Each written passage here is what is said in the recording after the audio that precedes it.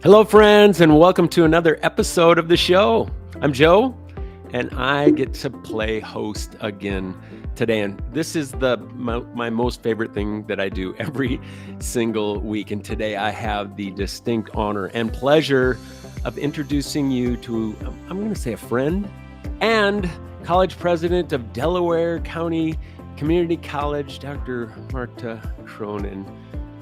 Marta, thanks for joining us today. I know you're crazy busy, and thanks for slicing out some time to join us. My pleasure. It's always fun to talk to you. Fantastic. Say, I need to probably make a point, right? That's maybe not that obvious to everybody else out there, but I've gotten to know Dr. C, and she got what they call street smarts. She got some street smarts. And this recent appointment has you moving a little bit closer to where you grew up. Where did you grow up? Tell us a little bit about that.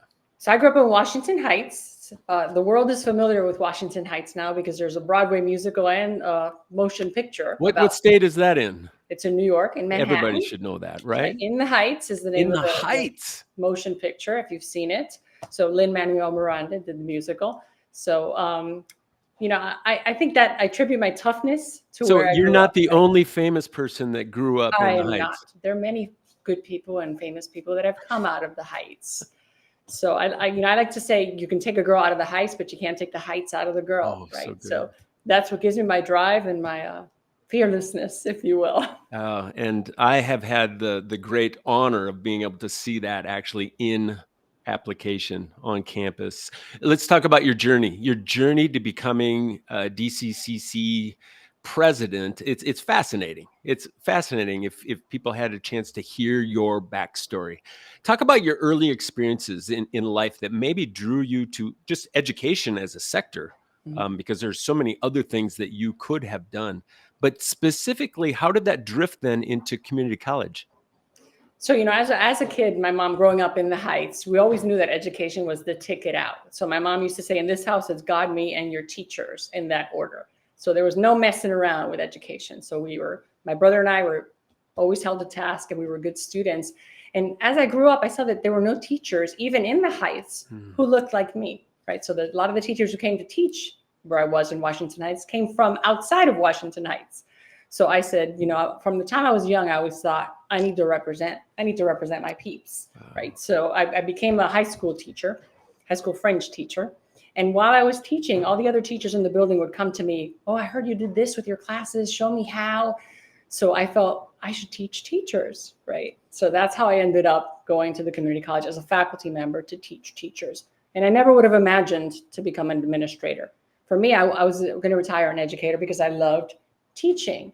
But then, as you learn more and you see how underrepresented Latinas are, the higher you go up in higher ed, the more important it becomes to pave the way for others, to be the example, to just get out there and represent.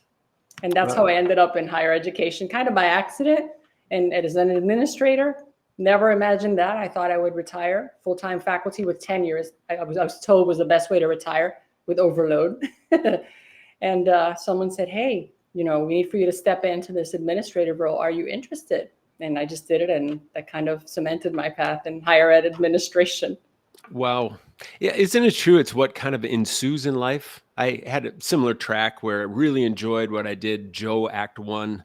Joe Act 2 would have never went into administration or started to work on systems. I thought that was just for another skill set altogether. But it's what ensues. My guess is you had some really powerful mentors along the way who believed in you and saw maybe even some things that you didn't see in yourself and called you not out. It's so easy to call people out these days, right? They called you up. Yes, and you interviewed actually the person who pulled me into administration, Tony Iacano from County College. One of our recent guests on the show. Absolutely. He said, hey, you can do this. You could be the first dean of the School of Education here at Indian River in Florida. I said, okay, let's try it. And there you go.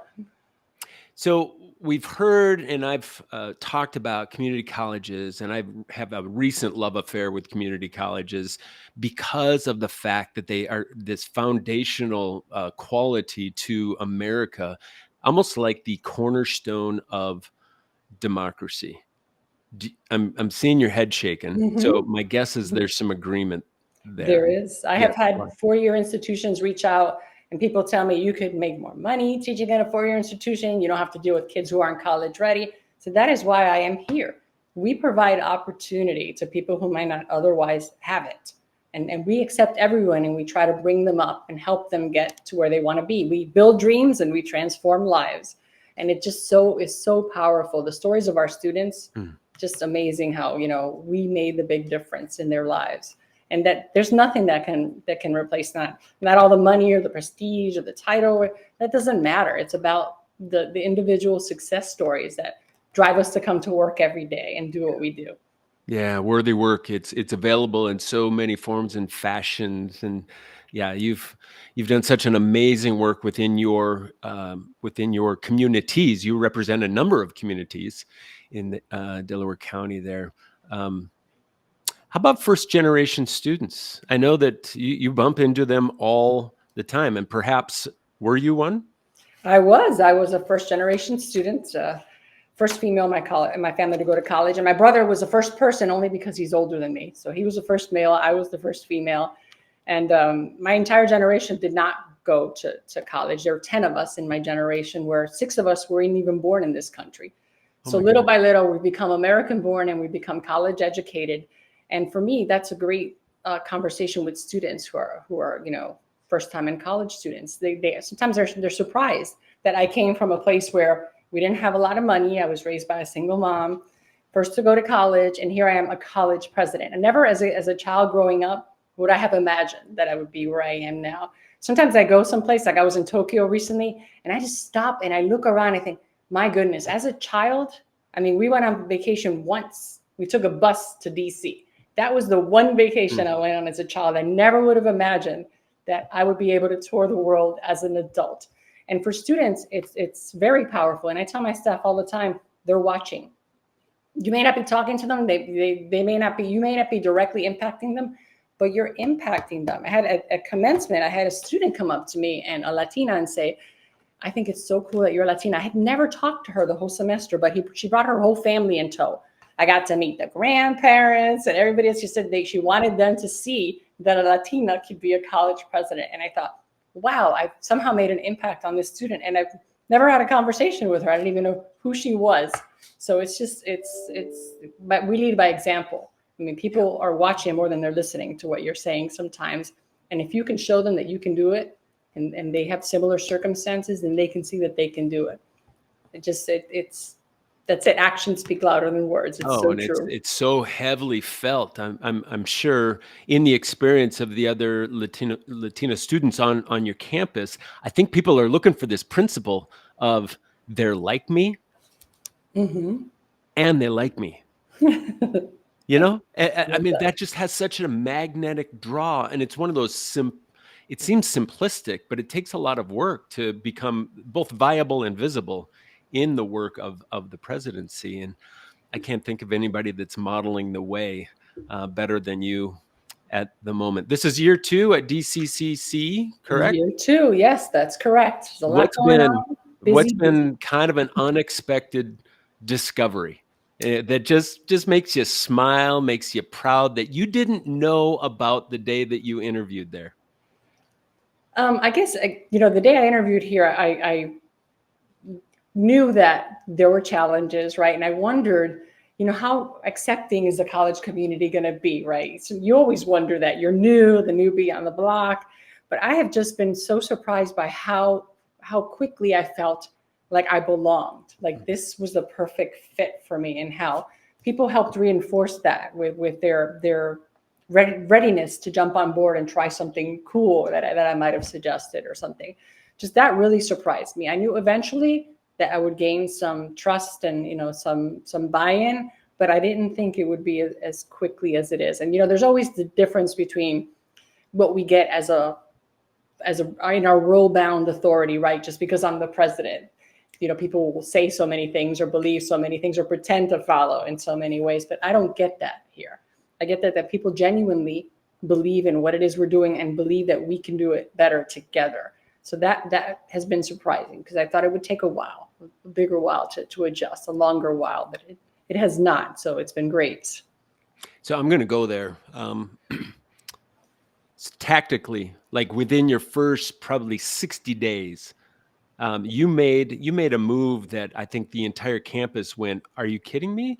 She she's serious about," and it had something to do with just your work structures. That was just an automatic, like gravitational pull to somebody who is creating the conditions for us to be successful. Don't get me wrong, you offered loads of challenge to say, here's what we must do. But right out of the gates, you kind of shifted some things around to go, you know what? I respect your professionalism and the dignity of your profession here. Didn't you mess with the hours a little bit? Well, yeah. Well, we got Fridays off for some. You know what? As simple as that sounds, it was kind of your first step on campus. Yeah, we extended our winter break because people should be with family during winter break. And students don't want to be here anyway, so why should we be here? So I think that it's gone a long way to say, hey, you and your family life. I tell everybody, family first. I mean, the college is super important. Our students are so important, but if you're not good with your family, not good taking care of yourself, then you're not going to be good for anybody else. So always family first, no matter what. And I think that it's not just in word, but it's in action, right? Totally. And people know that. I think some of the things that have helped me too is that I'm accessible, right? My door is always open. If I'm in here, pop your head in, let's chat. People stop me all the time. I was just talking to somebody from facilities for like 15 minutes on my way here back to my office, and about his break and what he did. And it's just I just love hearing about people because there are people. You have your roles. Everybody has a job, but there is a person doing that job. And what they bring as a person is just as valuable as the skills that they bring in their role. Yeah, it's an unfortunate, I guess, reality that a lot of people in your position maybe look at people, but don't necessarily see people. Like take the time to just pause, listen to a story, engage, because you're so crazy busy. You're lifting really heavy things. I mean, undoubtedly, there's more things to do at the end of the day than you actually had time to actually get to, so that you would pause and do. But you're playing the long game. Mm-hmm. And Yeah. everybody in your office, in the office of the president, should be playing the long game and building cultures that endure probably beyond even your tenure. So, right. So was it Brene Brown who said something to the effect that if you don't pay attention to feelings and fears and things now, you're going to pay attention to the problems that they're going to bring later on. It's going to take more energy than just being, the person who listens and is part of the community, not just in charge of everybody. Right. You've got a healthy human system going on there. Talk about, let's just brag a little bit for the 5 people out there that might not know much about Delaware Community College. Brag a little bit about some of the really, really exciting things going on campus. Well, so we have a new center going up just right outside of Philly, which is, I was there Monday doing a tour. It's so exciting. It's like 110,000 square feet. It's huge. It's going to have this great new culinary wing because, we have culinary programs that we borrow church basement kitchens for. We don't have our own facility, so it's really exciting. The Visit Delco Hospitality gave us $2 million for that because there's such a need for hospitality training.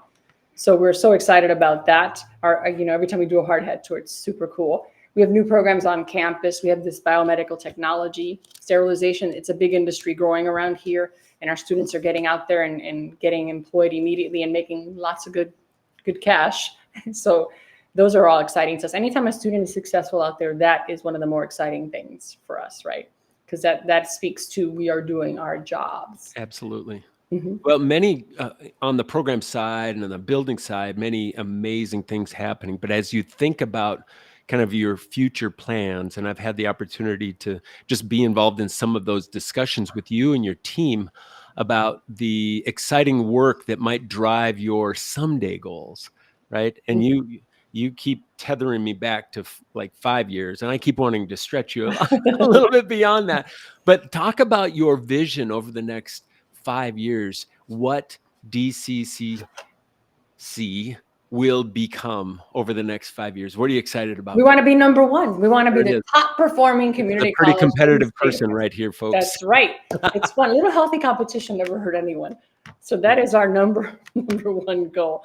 And how we're working on that is reaching into populations of our students that we have not reached into in the past. Like that new campus is going up in a place where the school district reports over 100 home languages spoken by families. So we're looking forward to serving the community in that regard, starting people out with English classes, going on to a GED and getting a career of some sort, even if it's a short certificate program or they're out there welding and making all sorts of money.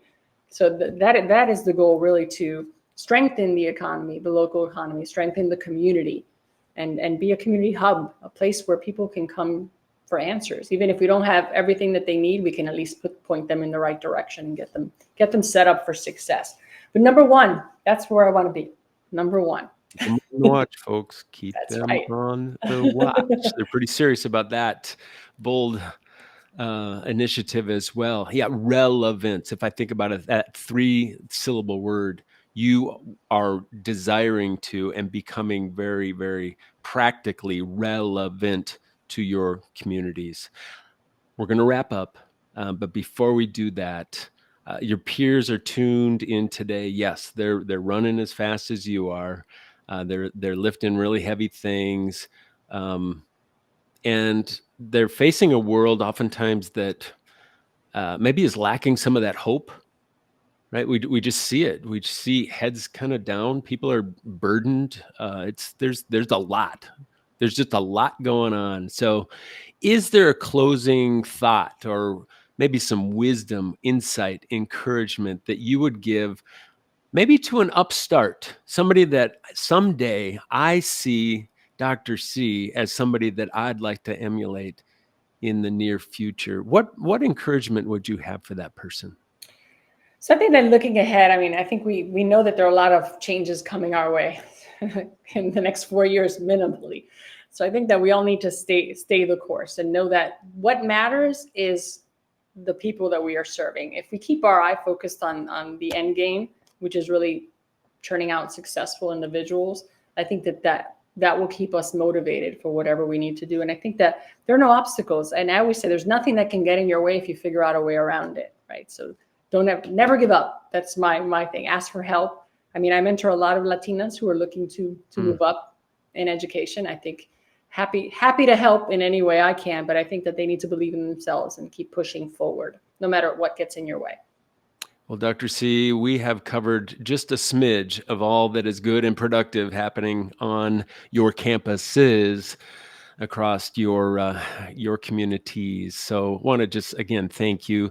For our viewers out there, there's a lot, I think, that you could just take a peek at and maybe begin to model some of the things that are happening on your campus. You might want to check out their webpage, dcc.edu. dccc.edu. I missed a C there. dcc.edu. To our viewers out there, thanks for joining us today. This has been the show where we remind you that everyone deserves to live in a community served by really healthy people. Okay, like this amazing human right here, who are building healthy teams and delivering really, really reliable systems. That's our equity statement. That's what every community deserves. And that's why we do this program, because we just love to shine the light on all that is good and productive. Before we wrap up, I want to thank you all for tuning in. If you found any value, do what the kids do. You hit those buttons that say like, right? You leave a comment, you share this episode across your network, and you can subscribe to our YouTube channel as well. Until next time, this is Dr. Joe, on purpose to cancel all things and anything average. Peace, friends, and keep pressing on.